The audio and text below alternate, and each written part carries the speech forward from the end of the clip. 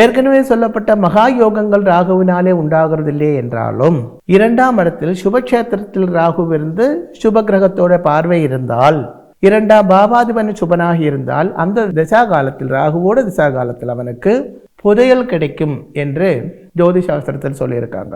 இந்த காலத்து புதையல் என்று கிடைக்கிறது ரொம்ப ரேர் தான். ஆனால் லாட்டரி என்று ஒன்று இருக்கிறது இல்லையோ, பழைய காலத்து உண்டாயிருந்த புதையல் தான் இந்த காலத்தில் வேற ரூபத்தில் வந்திருக்காங்க. இப்போ நமக்கு தமிழ்நாட்டில் அது கிடையாது.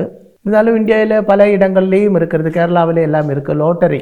இந்த லாட்டரி டிக்கெட் அப்படி சொல்லுவாங்களே, ஒரு 50 பேர் இந்த லாட்டரி டிக்கெட் அடிச்சிருக்கு என்று பேப்பரில் வரும்போது அவங்க வீட்டில் போய் அவங்க ஜாதகம் வாங்கி பார்த்து ஒரு ரிசர்ச் மாதிரி நாங்கள் பார்த்துருக்கோம். 50 பேரை பார்த்துருக்கோம்.